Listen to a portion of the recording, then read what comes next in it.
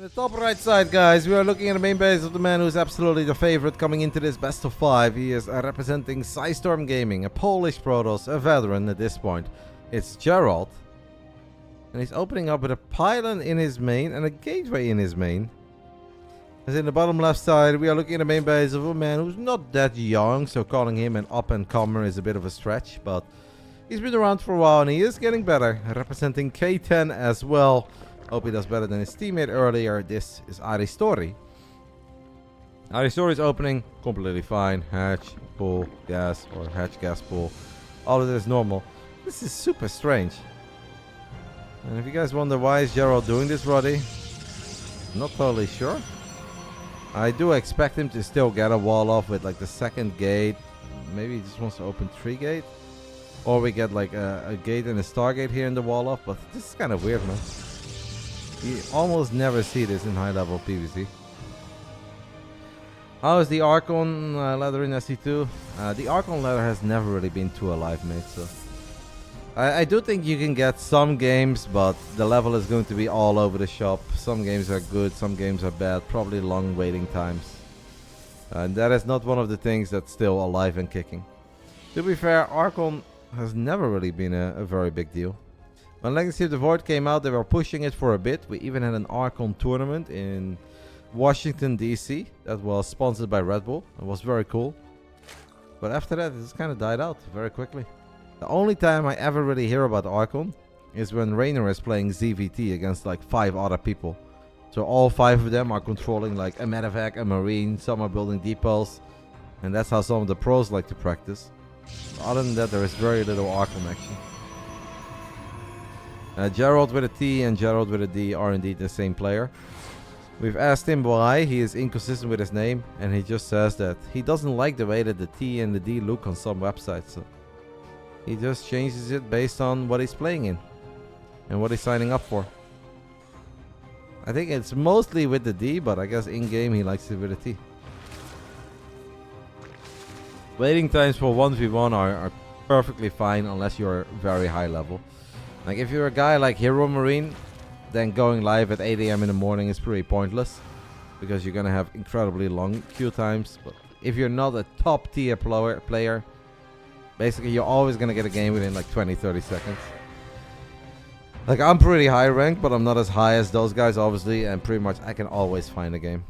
Only if I play very early, then I realize that I'm pretty much always the higher ranked player, and then the games can be a bit boring and one-sided. But 1v1 is still very much so alive, so is 2v2.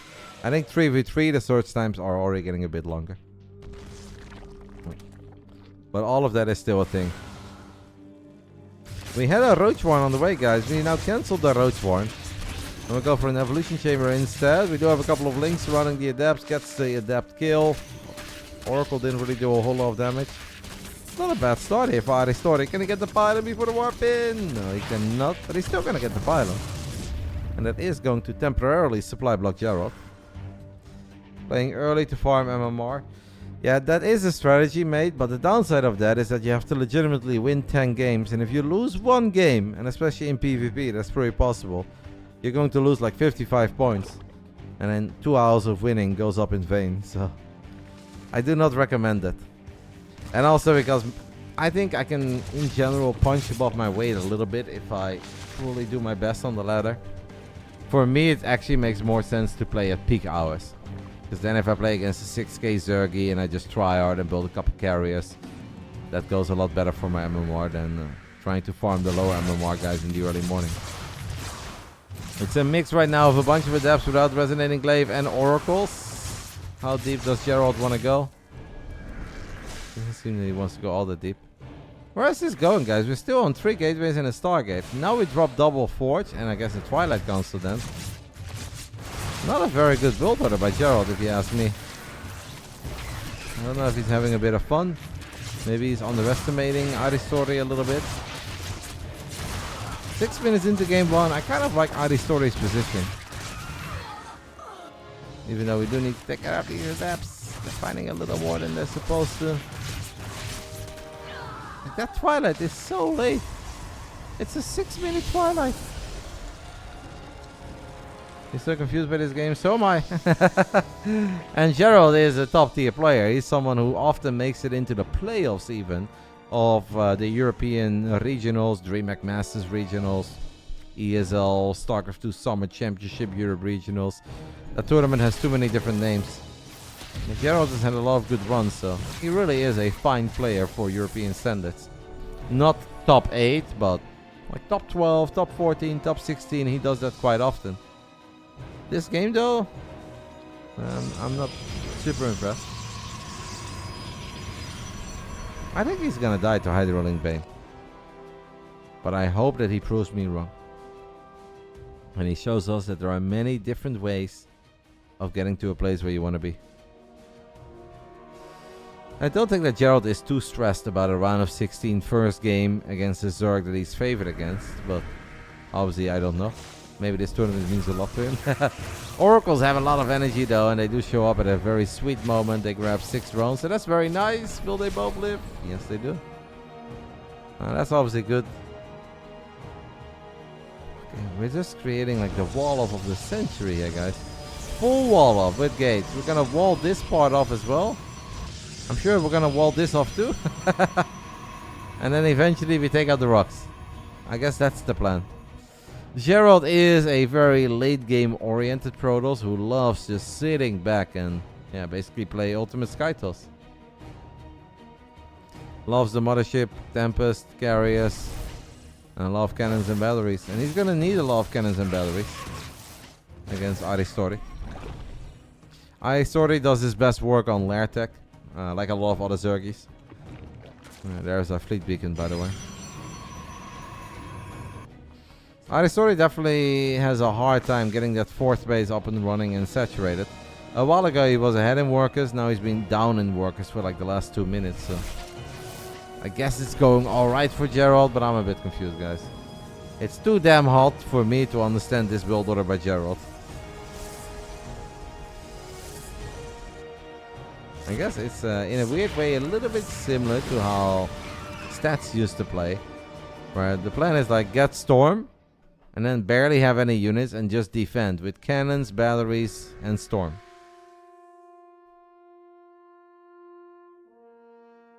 We do have a beautiful wall, guys. That is a wall. It's like a 4-screen wall. We're just missing this wall. What is his army, guys? 9 minutes in. We're moving out with a couple of Stalkers with +1. We're gonna blink forward. We're gonna cancel on the hatchery. And 4 High Templars with sword. This all feels so risky, but I think Geralt is flexing a little. He's showing us that he's very confident, and perhaps rightfully so.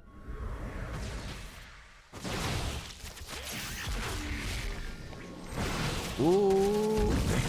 We need to cancel that. We do drop a juicy Storm in the middle of the Hydra. So back-to-back cancels on that 5th base of Aristori, who's now forced to take a rather awkward fight with Hydra only. Stalkers blink forward, but they obviously need the protection of these High Templars. If I was Geralt, I would have been so worried about being surrounded and being basically forced to storm my own army. You lose all the HTs, but Aristori just didn't really have the units. Hydras are pretty expensive, and since he's going up to Hive and he wants to get Lurkers, he's been a little low in the unit department. Link forward number 5, and once more we're gonna get a cancel, so that's the 3rd cancel in a row. Stasis Trap goes down too on a few Hydras and Links.